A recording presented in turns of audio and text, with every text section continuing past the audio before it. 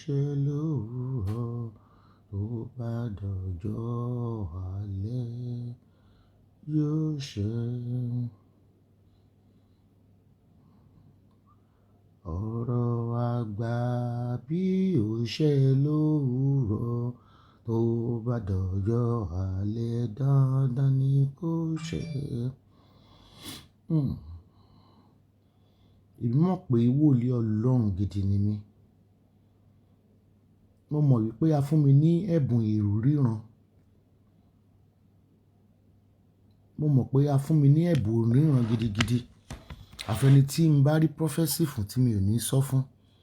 Rí pé a kò gbé Esabod Sanctuary, a ò gbé kalẹ̀ láti fi prophecy máa fi dẹ́rù bà yín. Àwọn tó dẹ̀ ti ní encounter pẹ̀lú mi títí wọ yesterday àná tí wọ́n pè mí fún prophecy. Gbogbo wọn ń béèrè wípé màmá báwo lẹ ṣe mọ̀. Mo ní ẹbí ń tẹ́ ẹ pè mí fún nù.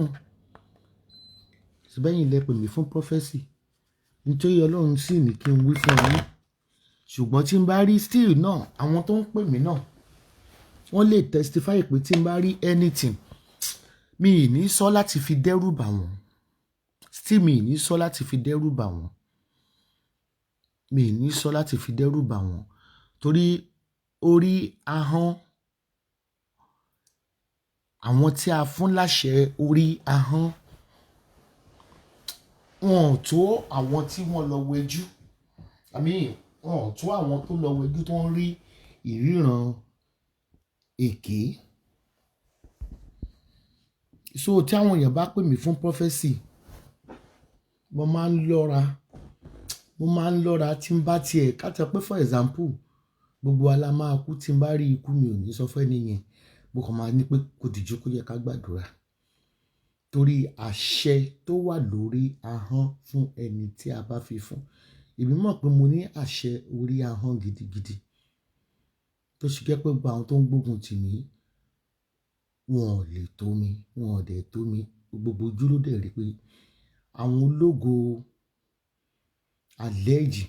allegation, ẹ̀ka ẹ̀kú àárọ̀ àbí kí la máa pè yín lọ́dọ̀ wa ń bí. Ẹ̀kú òwúrọ̀. Ẹ ṣáà ní ká ṣe good day to everybody. Torí ẹlòmíì wà lọ́sàn-án, ẹlòmíì ti wà láàárọ̀, ẹlòmíì wà lálẹ́. Ẹ bá mi pe Genesis kò bọ́ síbí. Bó tẹ̀ ṣe ká episode tó ń lọ lórí Facebook tó ń kọ nípa Genesis, kí lorúkọ ẹ̀ náà? Genesis mo sáà mọ̀ kẹ́ ẹ máa rán mi létí kí lorúkọ Genesis náà. Gbogbo nǹkan láyé ò fi gẹ́ẹ̀tì mi, ṣùgbọ́n ayé fi ká mọ rántí orúkọ. Mo bàjẹ́ èèyàn gidigidi. Nígbà tí n bá rí téèyàn òrùbó ní ṣe rántí orúkọ ẹ̀. Genesis ó dà pé Ọládélé. Genesis Ọládélé. Celestial Church Shepherd. It was 2 years ago when we brought him for interview on Esabod. Kí ó tó di pé a gbé wá fún interview, I've never spoken to him. He asked of my number and I got a call from him from Norway. Inú mi dùn níjọ́ náà mo fò sókè. Mo ní ẹ káàsán nọ́mbà Nàìjíríà. Kí lẹ fẹ́ rà, kí lẹ fẹ́ rà? Wọ́n ní ọmọ yín ni o. Mo ní ẹjọ́ ta ni o. Olóhùn olùṣọ́-àgùntàn Ọládélé Genesis. Tẹ bá rí mi níjọ́ náà fìgbà tí mo rí gold yìí. Torí ọmọ tí mo fẹ́ràn ni. Ṣùgbọ́n mi ò ń ṣe ẹni tó máa ń pe ká máa pe olùṣọ́-àgùntàn, ká máa pe wòlíì, ká máa pa àfáà. But ọmọ tí mi gan náà máa ń fi ẹ̀mí. Nígbà tó kọ́kọ́, that was 2 years ago. Kì í ṣe ìgbà tó kọ́kọ́, I was talking of 2 years ago. Mo ní okay, àgbà tí mo kí wọ́n tán rárá sang. Mo ní kí n gbàdúrà fáwọn. Pé mi Ọlọ́run sọ pé káwọn pè mí kí n gbàdúrà fáwọn. Genesis Ọládélé ǹjẹ́ o mọ vision tí mo fún ẹ ń jọ yẹn tó ní rárá kò lè rí bẹ́ẹ̀.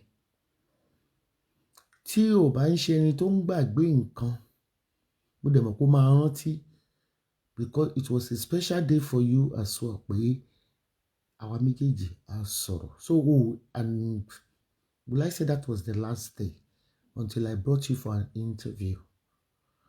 Okay. If you remember that vision, that prophecy 2 years ago, bó ló máa kú nínú ṣẹlẹ̀. Onísàní Sátánì. Ọ̀rọ̀ ọdún mẹ́wàá èmi máa rántí. Ọ̀rọ̀ ìgbà tán ti bí mi gan láti ọdún 5 mo ṣì rántí. Mo ṣì lè rántí. Mo ní mo rí pé ẹ kú nínú ṣẹlẹ̀. Ẹni Sàní Sátánì. Ẹni tó máa gbé yín kúrò nínú ìjọ mímọ́. Mo ní ohun Ọlọ́run tèmi gbọ́ nìyẹn o. Ìgbà yẹn kò tí ì máa ní relationship pẹ̀lú àwọn outsiders bí kérúbù nǹkan kan. But tí Ọlọ́run fi ìjọ yẹn ni. That is more reason tí mi ṣe fẹ́ ń fáwọn èèyàn ní prophecy. Mo ní ká ní bọ́lọ̀ ṣe máa ń fi nǹkan hàn mí gan. Mo ṣe máa ń sọ fáwọn èèyàn ni màá ti di multimillionaire lórí iṣẹ́. Ṣùgbọ́n Ọlọ́run ò fi irọ́ pípa àti ìdẹ́rùbà ènìyàn bí àwọn wòlíì èké ṣe ń ṣe ní Nàìjíríà. A kò fi rán mi. A rán mi pé tí n bá rí kí n fi àdúrà sìn. Wọ́n bá ní pé kò lè possible nǹkan kan. Anyway, ibi kọ́ ni mo sọ, ohun Ọlọ́run ló sọ. Mo ṣá ṣàdúrà tí mo jẹ́ yẹn wọ́n dẹ̀ dúpẹ́ lọ́wọ́ mi wọ́n lọ. Nítorí mo kó mo rò wá ní episode táwọn èèyàn ń kọ kiri lórí Facebook mo ṣẹ̀ṣẹ̀ rí ni. Mo ṣẹ̀ṣẹ̀ wo torí a jáde látàárọ̀. So mo á wò mo rí wípé èdè àìyedè ó ti wà láàrin headquarter àti Genesis. Ẹ jẹ́ kí n sọ fún yín, there is no smoke without fire. There is no smoke without a fire. Àtàwọn tó ń purọ́ pé kò rí bẹ́ẹ̀, bàbá irọ́ ni, ó rí bẹ́ẹ̀. Èmi ti find out. Headquarter gan ni mo dẹ̀ pé.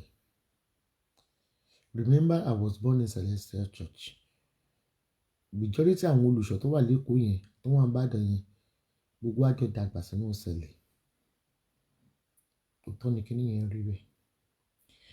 Kó tó di pé máa ṣe ìkórè tó ṣe ní on the 22 of December.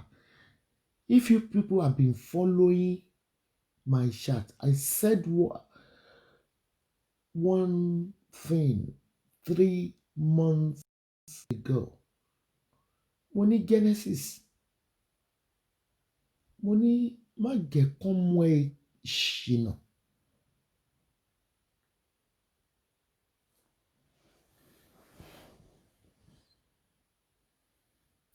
Mo ní má jẹ́ kí wọ́n mú ẹ ṣìnà.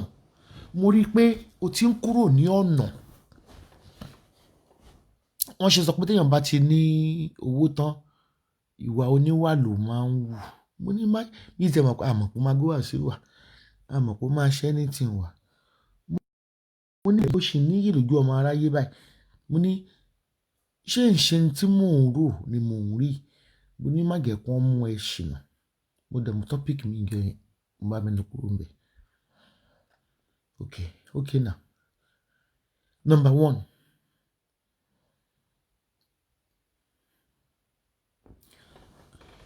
Ó ní wọ́n bí ẹ nínú ìjọ mímọ́. Bó tilẹ̀ jẹ́ pé controversy wà wípé Muslim làwọn parents ẹ, ìmí àní babaláwo làwọn parents ẹ. But ká assume pé wọ́n ní wọ́n bí ẹ nínú ìjọ mímọ́. Ó dẹ̀ yẹ kó of the Son, if truly you are called.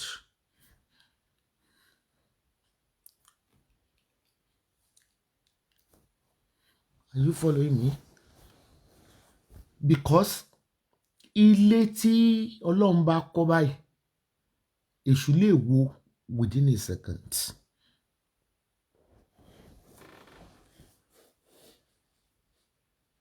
wọ́n ní o pé Wàsíù gbogbo alárí èmi ò rí nǹkan kan tó bá di bí yìnyín náà to be sincere mi ò rí nǹkan tó bá di bí yìnyín náà but kò kàn yẹ kí Wàsíù kò fún mi pé fídíò yẹn mo kàn ń rí tó ń flash kọjá ni mi ò wò ó so mi mọ̀ bóyá pẹpẹ ló dúró ní Wàsíù dúró sí o àbí wájú pẹpẹ ni o but ibi àwọn choir band ló yẹ kí Wàsíù wà but mi tí ìwo content fídíò yẹn láti gbọ́ orin tí Àyìndé ń kọ but mo kàn mọ̀ pé wà ní ibi tí ó jìnnà síwájú pẹpẹ which is abomination.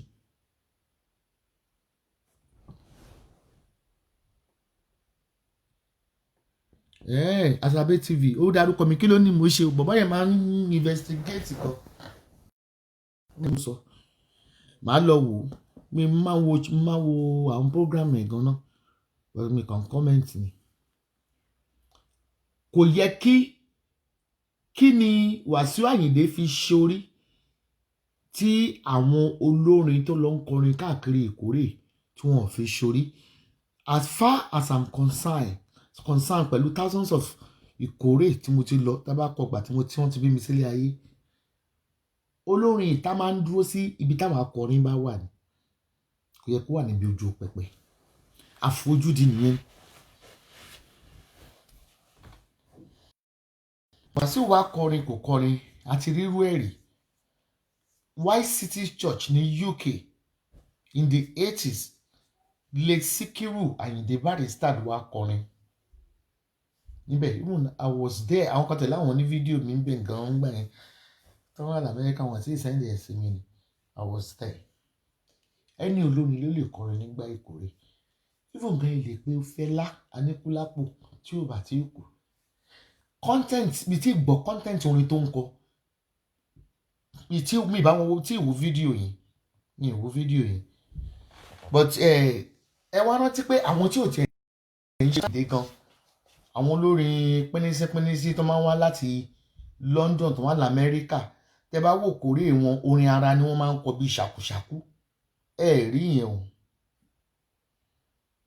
ẹ rí yẹn sọ bóyá nítorí pé pínísí ni wọ́n torí pínísí mo máa pè wọ́n tó máa lọ́pọ̀lọ́ lórí ni kò yẹ kó máa kọ ṣàkúṣàkú wọ́n máa ní olùṣọ́àgùtàn ṣàkúṣàkú ọmọ ọjọ́ ṣàkúṣàkú orin ara ni wọ́n máa ń kọ ẹ criticize yẹn o but tí Wàsíù dẹ́ pé ṣe mọ̀ pé olórin ni comment tí mo wò níbi tí mo ti ka news comment pọ́n bẹ́ẹ̀ gan ẹnìkan ti gbé fọ́tò ibi tí Wàsíù àtàwọn olóògbóni pé kò yẹ kó wọnú ṣẹlẹ̀ ẹ rántí wípé níjọ́ Ìkórè ará àta máa ń wá gan ẹ̀mọ́ tó wà lábẹ́ aṣọ ara tí wọ́n wọ̀ nígbà Ìkórè bí wọ́n ṣe máa ń ya chọ́ọ̀chì sí mímọ́ before Ìkórè àti after Ìkórè wípé ó wá síbi Wàsíù kọrin yẹn kọ́ ni issue èmi ò bẹ̀rù Wàsíù tí mi ò lè sọ pé kíní but èmi ò rí nǹkan tó bá dé olórin ni Wàsíù alágbe ni. Are you all back? Hello? Okay. So but kò yẹ kó dúró síbi tí ó close mọ́ pẹpẹ to my own observation.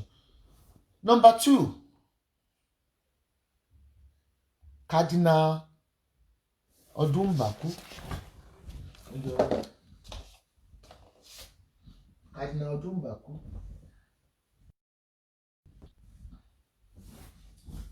Genesis ti ń fi ojú ṣáájú. You okay? Okay. Which illustration do you like to make?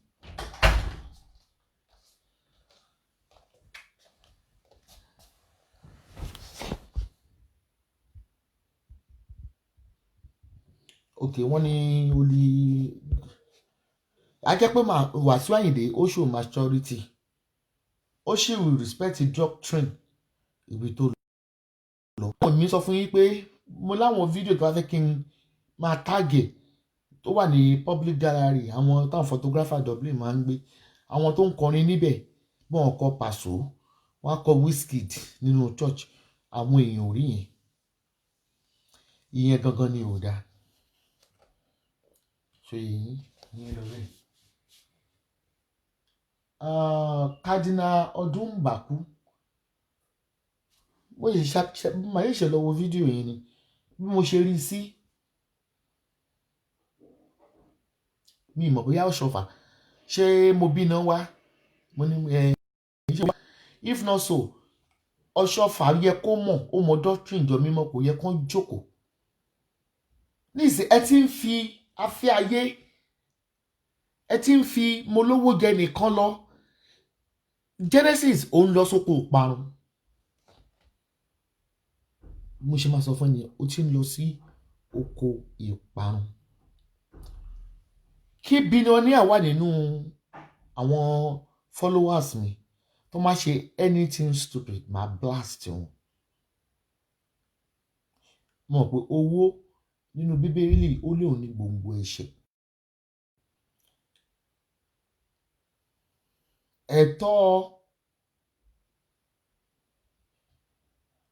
Ẹ̀tọ́ Cardinal Odumbaku kò yẹ kó jókòó sí ààyè Papa Ọ̀ṣọ́fà. Papa ti kú, Papa sì kú. Papa kú, Papa sì kú.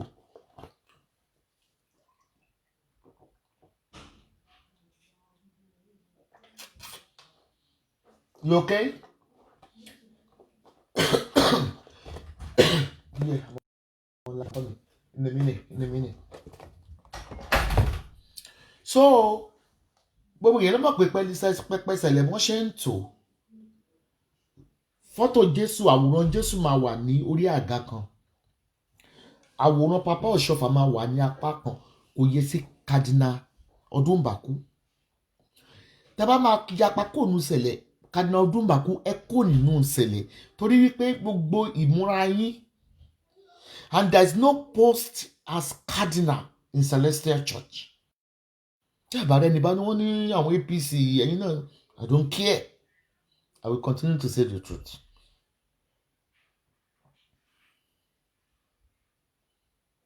Ṣé yẹ yín? Cardinal Odumbaku lẹ́tọ̀ọ́ láti jókòó sí àga Ọ̀ṣọ́fà. Ń ṣọ́ mẹ́ẹ̀nà. Ó fún Ọ̀ṣọ́fà ní respect. Ẹ tún wá dé fìlà yín as usual. Ẹ tún dé nínú pẹpẹ. Genesis.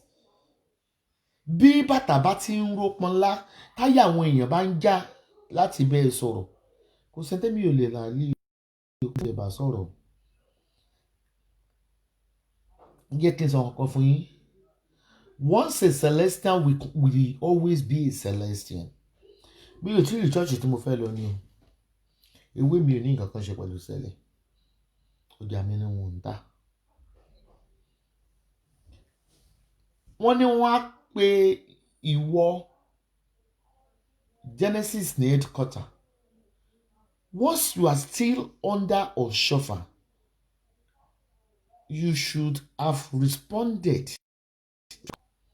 Ó lọ sọ pé ò ní wá. Ó wà ní news lèmi ti kele yìí lẹ́ni yìí o. Ó sọ pé ò wá torí ò ṣe nìkan kan yí pé Odumbaku ti pọ̀ jù pé kó sọ pé kó má jókòó sáyé Ọ̀ṣọ́fà. What a statement. Then mo máa sọ kọ́kọ́ fún yín pé leader ó ní mi ò ṣe lè ṣòṣèlú Nàìjíríà torí wọ́n ní pẹ́ léèyàn dànù, àmì wọ́n ní pẹ́ terminate ẹ̀mí èèyàn. Let me tell you one thing. Èmi pọ́ sọ nǹkan ní orí show mi ní 5 months ago about Genesis. Nígbà tó wọṣọ Kérúbù and Séráfù tó lọ sí Church Prince of Peace ní London.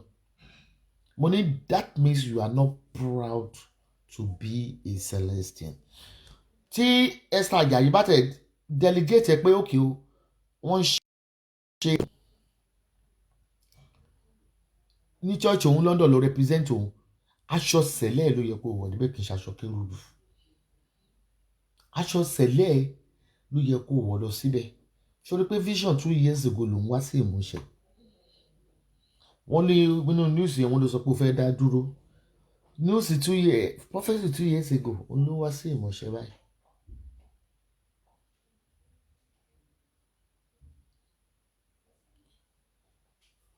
Ìyẹn mo ṣe sọ fún yín wípé olóṣèlú ni tí ebi ń pa tó ń ṣe oríṣiríṣi tó ń promise tó máa dórí ipò tán ìwà oníwà ni wọ́n máa wù.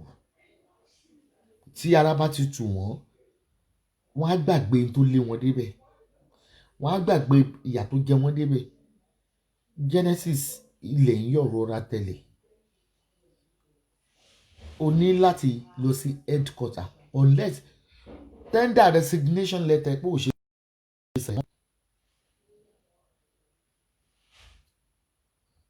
é. Àríkẹ́ aya kìíní you sure she said it all ma? Go and ask your dad and your mother in the house. Don't ask me silly question.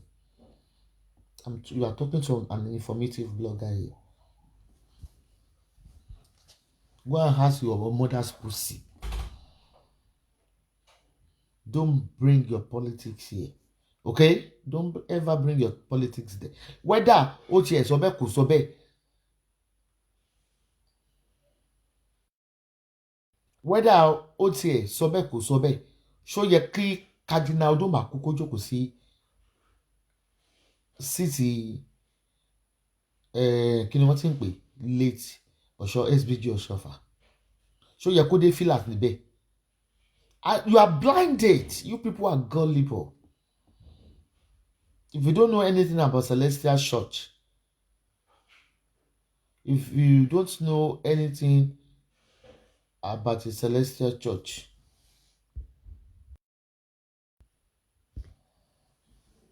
then you step aside. That is the rules and regulation. Ẹnì kankan, because the way tí Cardinal Odumba ṣe máa ń wọṣọ bíi Catholic ìmọ̀dé fìlà yẹn kì í ṣe ìlànà ṣẹlẹ̀, to be honest.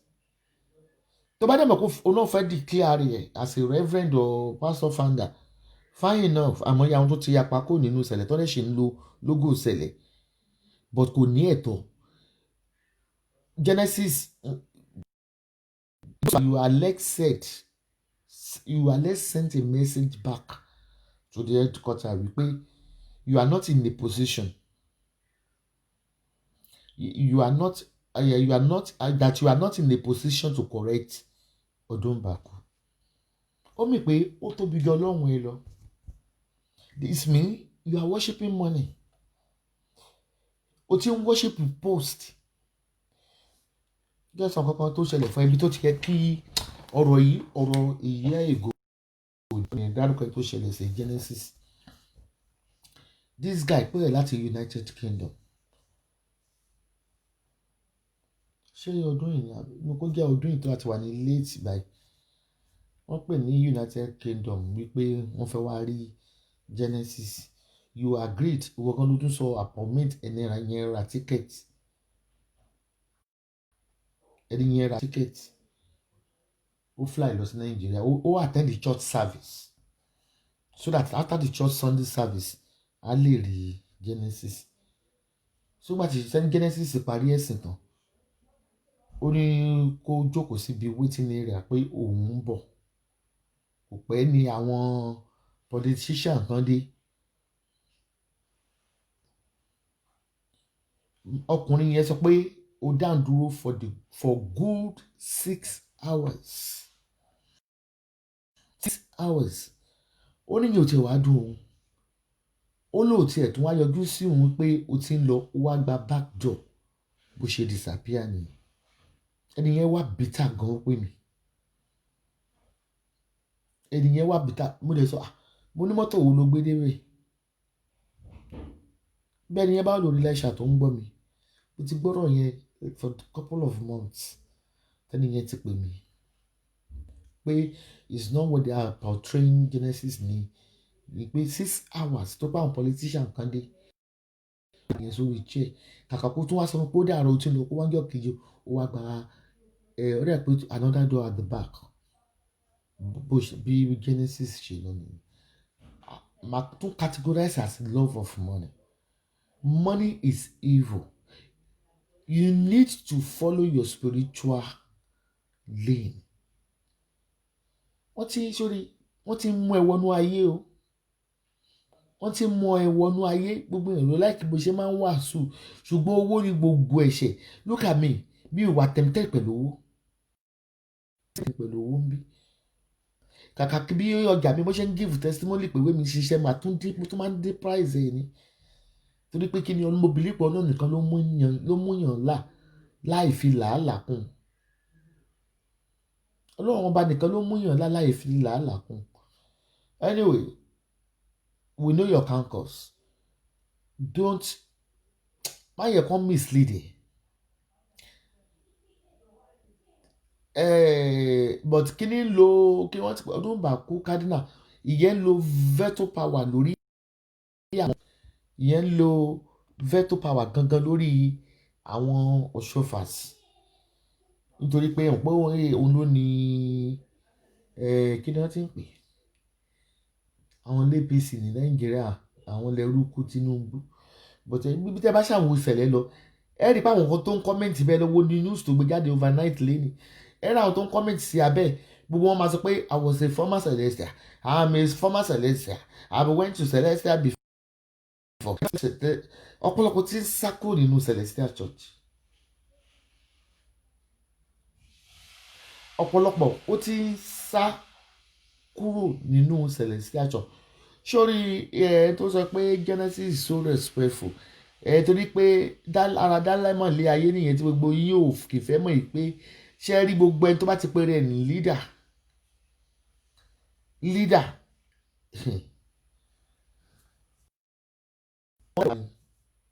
ẹgbọ́n tó máa ń pòwe kan pé afẹ̀rìn kóre lọ gbọ́rí ṣá, afọ̀yàyà gbárí gbọ́rí, àlọ́mọdé ló pọ̀ jù nínú yín. Àwọn àgbàlagbà ó ti yé tí mo sọ yìí. Kò sí kankan tó bá dùn pé ṣe wàásù wa kọrin bò kò yẹ kó wà níbi pẹpẹ. In tó bá dì òun gangan ni insult ló jẹ́ fún àwọn ọmọ Ọ̀ṣọ́fà. Àwọn kan tó wá kọ́ bẹ̀rẹ̀ pé ó yẹ kí ìyàwó Ọ̀ṣọ́fà pèsè bò wà ń bẹ̀. Wáì tí ò fi sọ fún Ọdúnbàkú alẹ́ Yorùbá ẹ mọ́ sọ bí torí lọ́pọlọ brain yín ṣálò. Obìnrin ni ìyàwó Ọ̀ṣọ́fà. Ìyàwó olùṣọ́ àgùntàn láyé yìí.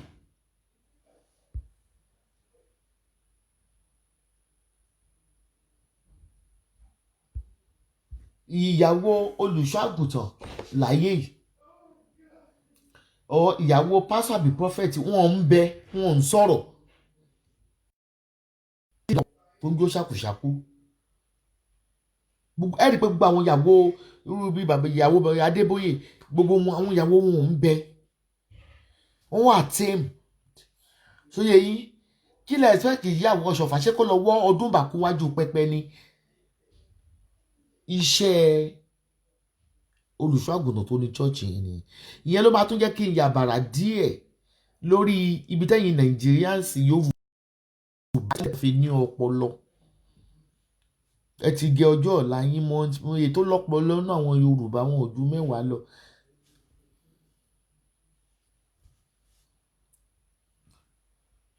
So on the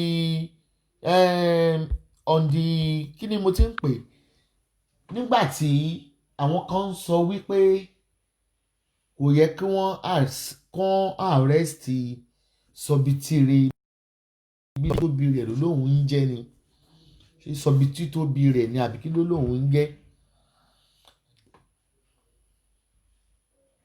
So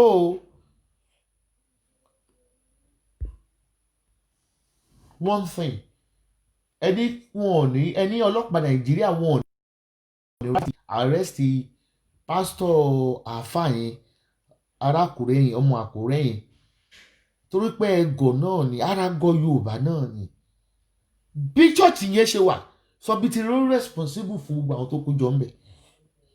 Wọ́n dẹ̀ máa ń sọ kankan wá ní olórí ogun lójú ń dojú kọ ṣé ọmọ abẹ́ ẹ̀ ni wọ́n máa arrest ẹ̀ ni.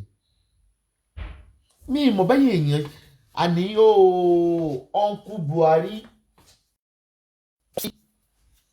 ẹ jẹ́ wá rú Nàìjíríà fún 3 months máa wo ẹ̀yin Yorùbá tí máa dá sí bóyá lè máa pé 5 ìbọn nira ẹ̀ máa ń yan torí ẹ̀ lọ bí àdónà mi mọ́ tẹ̀ ròdè bẹ́ẹ̀ ẹni wọn ìgbà tí ọmọ sọnù kò yẹ kí wọ́n àrẹ́sì Sọbitire ebi ṣe títóbi rẹ̀ lóhùn jẹ́ ni pé kò yẹ kí wọ́n àrẹ́sì ẹ̀ wípé àwọn wọ́dà chọ́ọ̀chì yẹn ara pé ẹ̀pọ̀nù náà ni ara òpònú náà ni bó sọ pé ó dà pé mo ti wá realize pé majority 70% àwọn tó ń browse lórí Facebook psychiatric patient ni wọ́n they have a mental problem.